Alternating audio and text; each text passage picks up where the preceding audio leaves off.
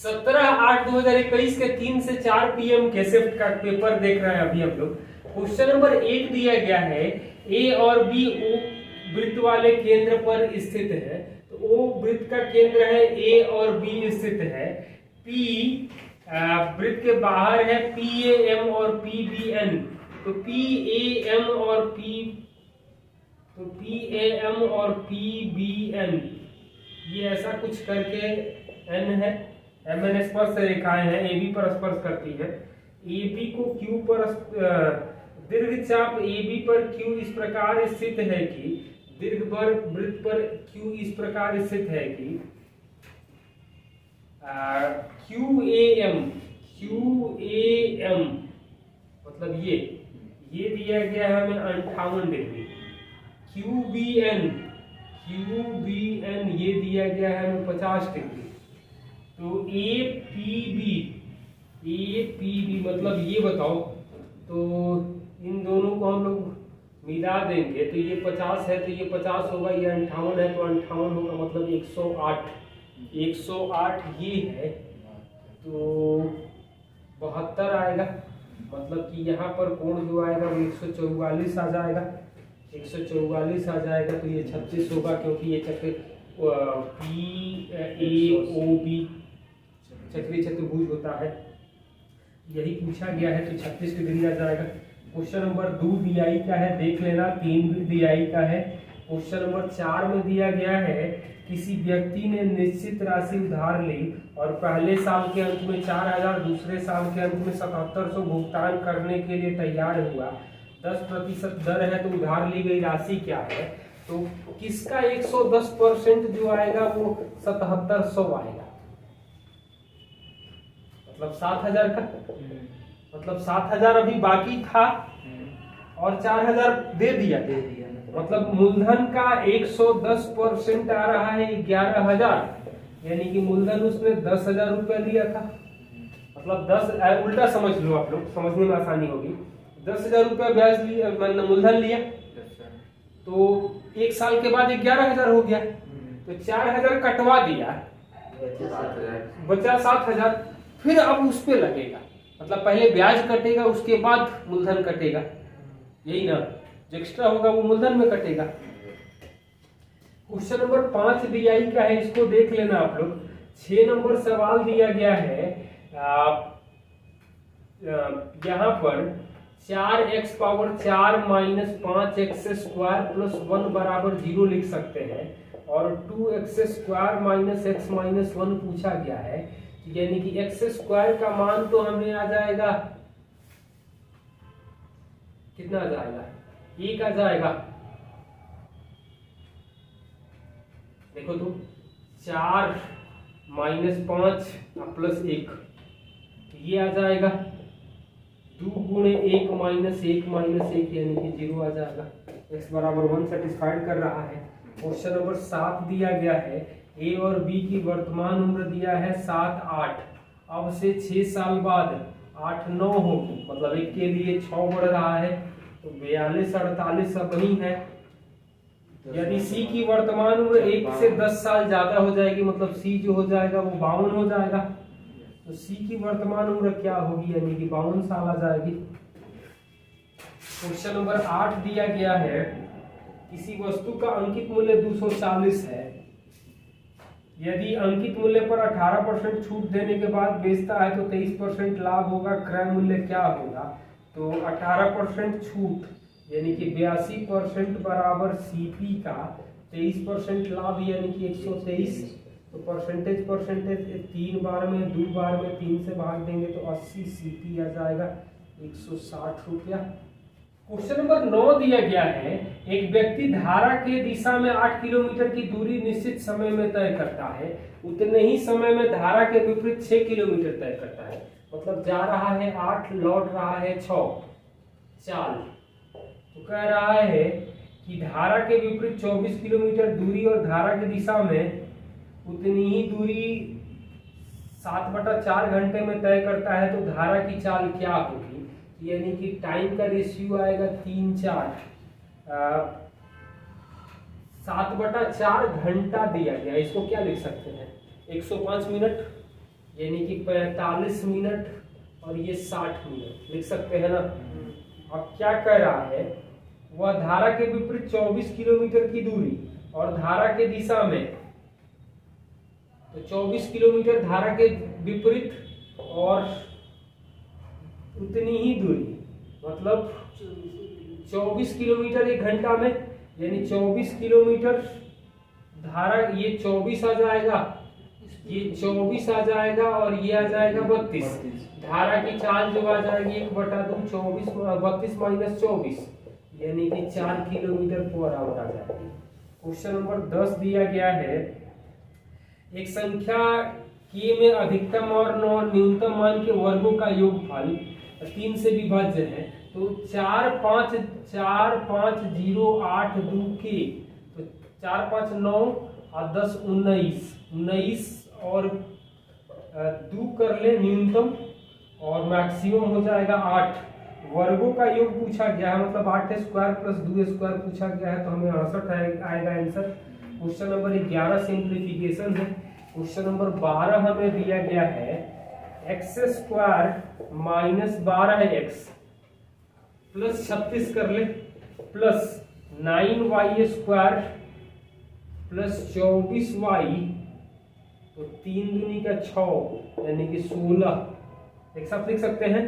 अब plus 4z square minus 24z, तो 2 दूनी का 4 यानी कि प्लस 36 बराबर 0 लिखा जा सकता है।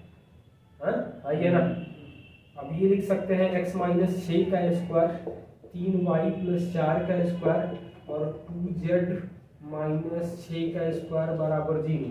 पूछा है x minus 3y plus z का मान क्या होगा, तो 6 माइनस माइनस 4 हो जाएगा, 3y माइनस 4 होगा, तो माइनस 3y प्लस 4 हो जाएगा और z का मान तो हमें 3 आ जाएगा, तो 6 4 10 3 13 आंसर आ जाएगा।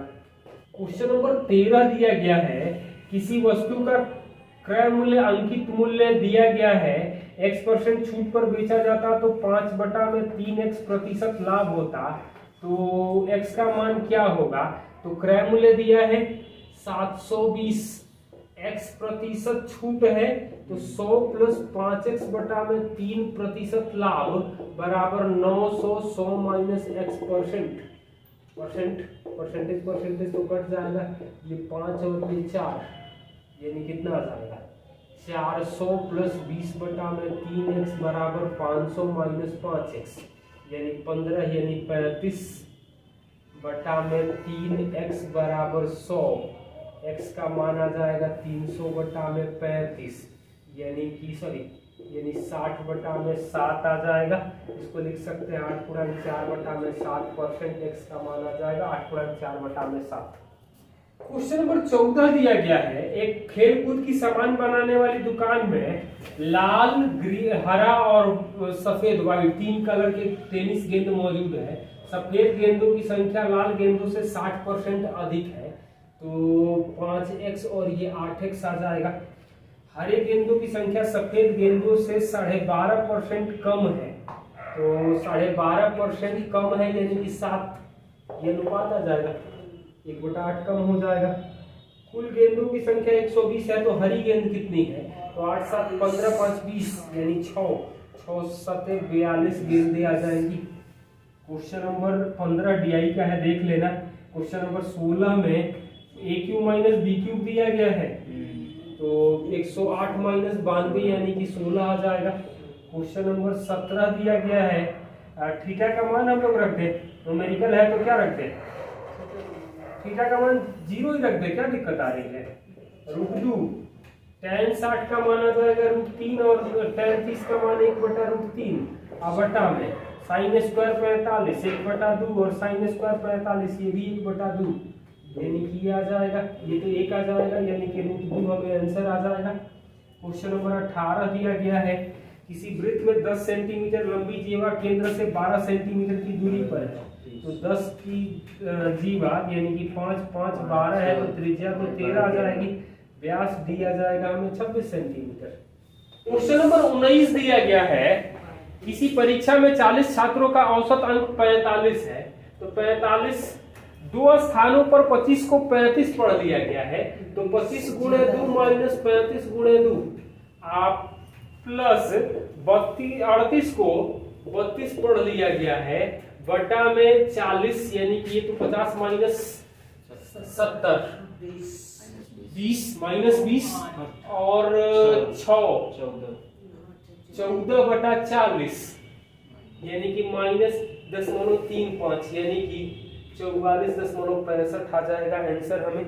क्वेश्चन नंबर 20 दिया गया है त्रिभुज ABC में, त्रिभुज ABC में P और Q, AB और AC के मध्य बिंदु है, AB और AC के मध्य बिंदु PQ है। PQ पर कोई बिंदु R इस तरह से है कि ये दिया गया है 3:5 के अनुपात में है, 3:5 के अनुपात में QR 20 दिया है, तो ये 20 होगा तो ये आ जाएगा हमें 12, यानी कि PQ जो आ रहा है वो 32 आ रहा है, BC की लंबाई जो आ जाएगी वो 64 सेंटीमीटर आ जाएगी। क्वेश्चन नंबर 21 दिया गया है साइन स्क्वायर मतलब थीटा 60 आना चाहिए, 2x माइनस 10 को तो 60 होना पड़ेगा, x का मान तो हमें 35 आ जाएगा। अब 35 रखेंगे तो क्या आ जाएगा, तो साइन 30 का मतलब 1 बटा में 16, cos 30 मतलब कि 9 बटा में 16 बटा में 1 माइनस 35 दिया 105 माइनस 15 यानी कि 90, तो 2 गुणे 1 और cos स्क्वायर 90 यानी कि 0 हो जाएगा, अनंत होना चाहिए। नहीं ठीक है, तो अच्छा ये तो 1 आ जाएगा, 10 बटा 16 यानी कि 5 बटा में 8 हमें आंसर आ जाएगा। क्वेश्चन नंबर 22 दिया गया है 7 cos square theta plus 5 sine square theta बराबर 6 लिख सकते हैं, और कुछ थीटा का मान निकाल करके कुछ पूछा गया है, तो यानी कि 5 प्लस 2 cos स्क्वायर थीटा आ जाएगा 6, घटेगा तो 1, थीटा का मान तो 45 आ जाएगा, आइए ना, तो 45 आएगा, तो 45 रखेंगे तो क्या आएगा, √2 प्लस 1 और √2 माइनस 1 का रूट, यानी कि √2 प्लस 1 आ जाएगा, रेशनलाइज करेंगे तो। क्वेश्चन नंबर 23 दिया गया है त्रिभुज ABC में BC पर कोई बिंदु D इस प्रकार है कि BD CD का रेशियो 3:4 है, AD पर कोई बिंदु E इस प्रकार है कि ये AE ED 2:3 के अनुपात में है, तो EDC का क्षेत्रफल, त्रिभुज ECD का एरिया और त्रिभुज ABE का एरिया का रेशियो क्या होगा, तो ECD यानी कि 1/2 4 गुणे 3 और ABE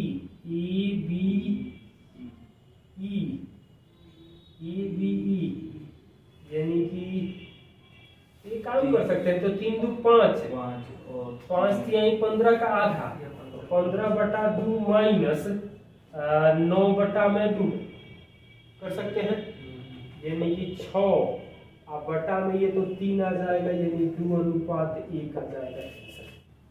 क्वेश्चन नंबर 24 दिया गया है उस वृत्त का क्षेत्रफल क्या है जिसके शीर्ष 5 सेंटीमीटर त्रिज्या वाले वृत्त पर स्थित है, तो उस वर्ग का क्षेत्रफल क्या है जिसके शीर्ष 5 सेंटीमीटर, तो त्रिज्या 5 है तो ये व्यास तो 10 आएगा, यानी 5√2 आ जाएगा। क्षेत्रफल इसका जो आएगा वो 50, 5√2 का स्क्वायर करेंगे तो 50 आ जाएगा। क्वेश्चन नंबर 25 दिया गया है 5 व्यक्ति प्रत्येक स्वतंत्र रूप से 20 दिन में काम करते हैं, मतलब एक काम को 20 दिन में करता है, क्षमता 1 मान ले, तो पहले दिन 1 करता है, तो पहला दिन 1, दूसरा का दिन 2, तीसरा का दिन 3, चौथा दिन 4, पांचवा दिन 5, यानी 15 दिन काम हुआ। अगला दिन फिर 5 होगा, यानी कि टोटल जो काम हो रहा है वो 6 दिन में पूरा हो जाएगा।